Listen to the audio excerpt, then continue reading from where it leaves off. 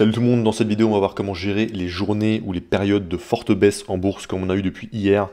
Donc on a notamment ASML qui a perdu 16% ici, on a Applied Materials qui a perdu 12%, on a Cadence Design System qui a perdu 11%, on a Broadcom qui a perdu 9%,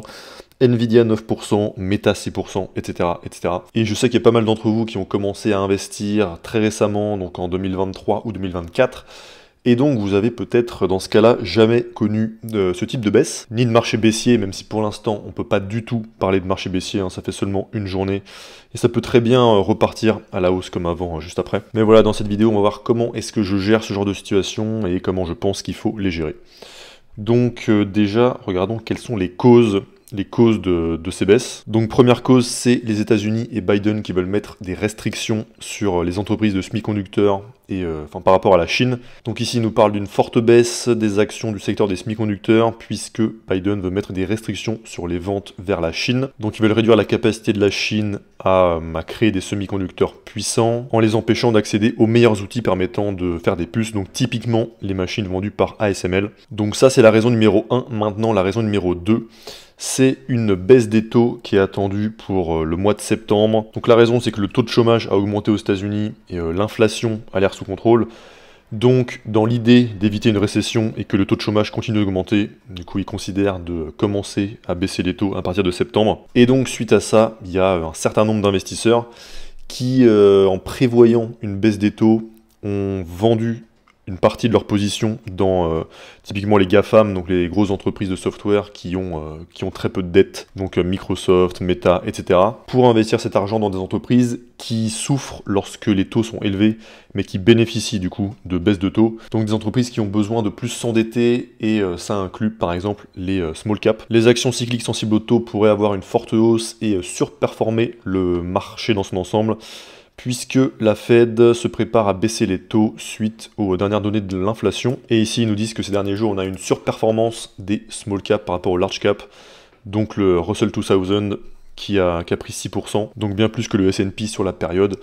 Donc ça, c'est la deuxième raison. Et la troisième cause que je vois à cette baisse, c'est les valorisations qui sont élevées. Donc on a, je rappelle, un S&P qui est à 29,2 fois les bénéfices, qui est le troisième plus haut niveau de valorisation de l'histoire du S&P 500. Et ce haut niveau de valorisation, il est principalement tiré par les Magnificent Seven, donc les 7 plus grosses boîtes du marché, et par le secteur des semi-conducteurs. Et quand une entreprise est surévaluée et qu'il y a beaucoup d'attention dessus, eh bien, à la moindre mauvaise nouvelle, au moindre doute, eh ben, ça peut faire des fortes baisses de 5, 10, 15, 20% sur une ou deux journées. Donc ça, c'est d'après moi les trois raisons, et on voit que dans ces raisons, il n'y en a aucune qui concerne une baisse de la qualité des fondamentaux des entreprises concernées.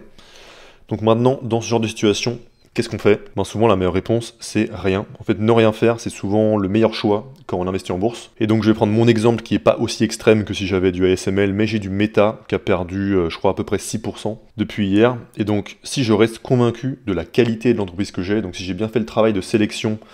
en passant par des critères qu'on a définis, donc des entreprises qui ont des croissances suffisantes, du chiffre d'affaires et du free cash flow, donc qui sont rentables, qui ont des bons ROCE, donc une bonne rentabilité sur leur réinvestissement,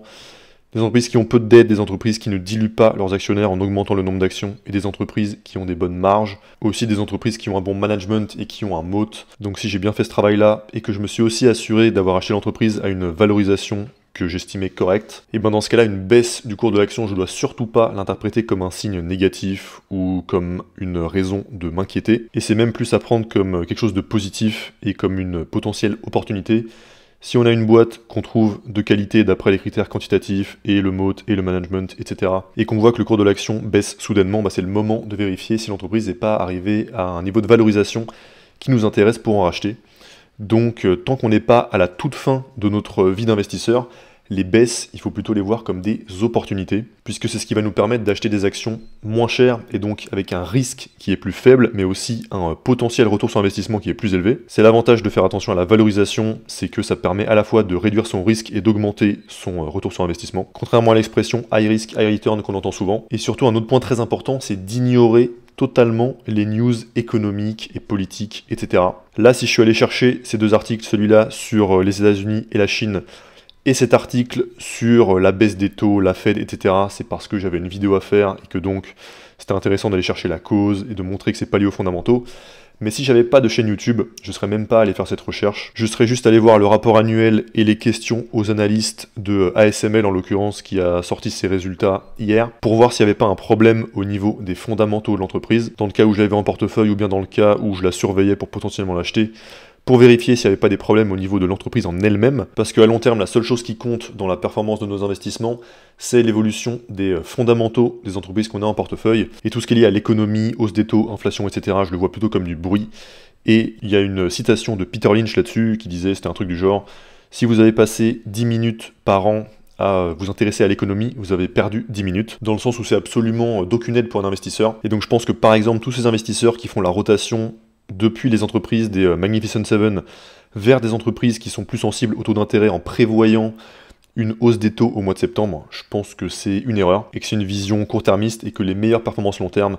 je les aurais en achetant des bonnes entreprises à des prix corrects et en les gardant super longtemps et en m'occupant pas de ces histoires-là. Donc en résumé, si le travail d'analyse, de qualité et de valorisation a été fait, il n'y a aucune inquiétude à avoir et il y a potentiellement des opportunités à avoir. Et si ce travail-là n'a pas été fait, ça permet de voir ce qui peut se passer justement si on n'a pas fait attention, par exemple notamment à la valorisation. On peut se prendre comme ça en une journée un moins 5, 10, 15, 20%. Et puis justement, si vous voulez gagner du temps sur vos analyses d'actions, trouvez les meilleures entreprises avec mes 6 critères de qualité, aussi la valorisation pour ne pas les payer trop cher, et puis suivre les entreprises avec tous les chiffres. Ici le chiffre d'affaires par exemple, le free cash flow par action ici, ou bien les transcripts pour lire les annonces des CEO et puis les questions des analystes, la page Super Stocks qui liste toutes les actions qui remplissent mes 6 critères de qualité, la page Super Investors qui liste les portefeuilles des super investisseurs, les watchlists et aussi la communauté privée. Vous pouvez cliquer sur le premier lien en description et on se retrouve pour la prochaine vidéo. A plus.